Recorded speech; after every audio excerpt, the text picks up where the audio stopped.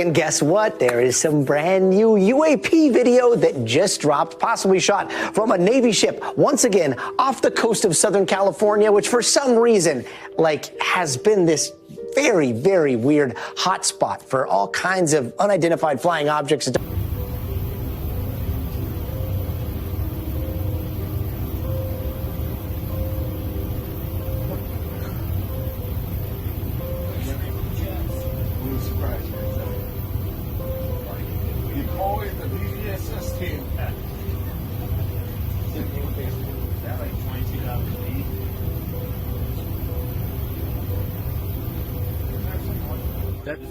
That shit took off earlier.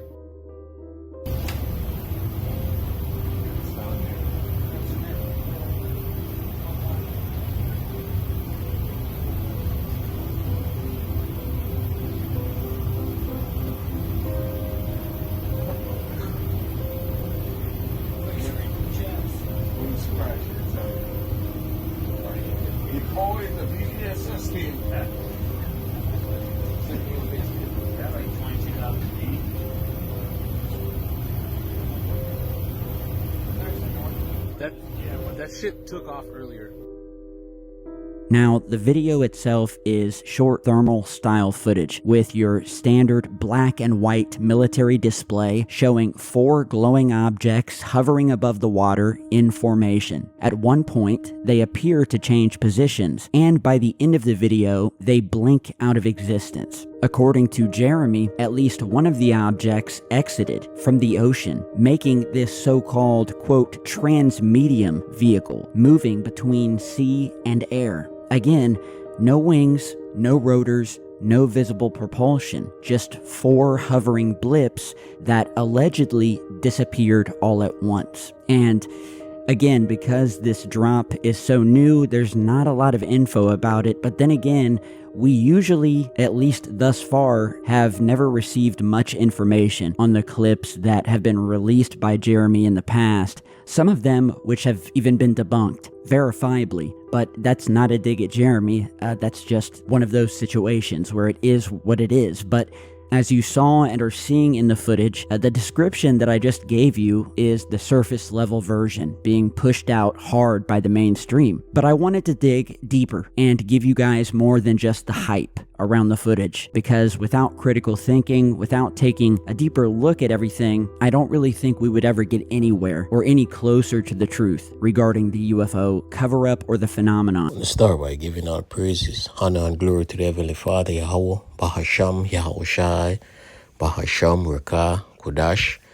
Double honors to the elders and the apostles of Great Millstone, who the Lord has set up to show us the way to the kingdom of heaven.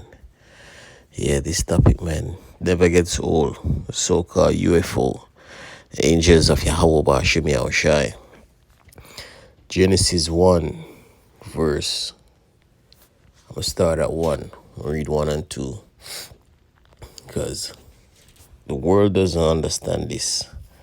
Only the world of Israel at the moment. And that's the elect. The remnant. Lord's will, I'm a part of that number. Genesis 1 verse 1. In the beginning, God created the heaven and the earth. And that word God, I'm going to show you. That word God is Elohim, in which in the Hebrew it's HALALYAM. It's outline of biblical use. You see it plural. It means plural. So it's not the Heavenly Father. Rulers, judges, divine ones, angels, gods. So you see, that word God is not talking about the Heavenly Father. But here's the point.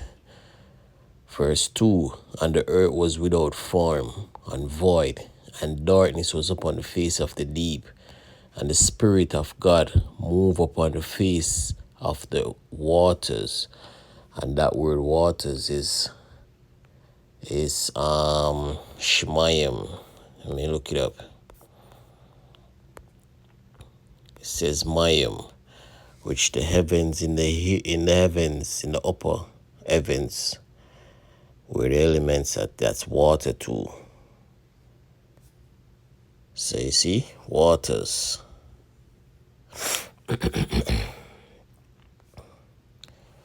So I'm gonna go back to show you.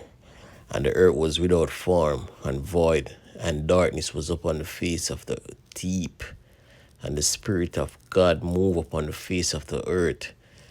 All right, that's the point, the Spirit of God. All right, I'm going to look up that word. Spirit, then I'm look up God. And the Spirit of God. Strong's H7307. Ruach. Ruach.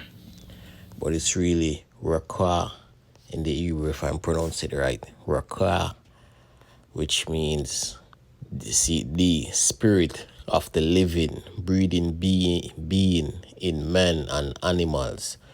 And that spirit was one of the angels, because their spirits. The angels are spirits. Just like we are spirits, but we're living in this fleshly body.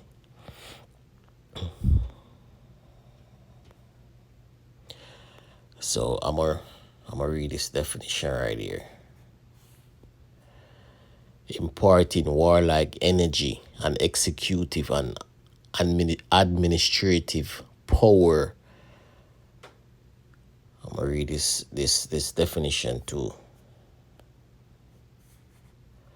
As energy of life, and those were the angels, man.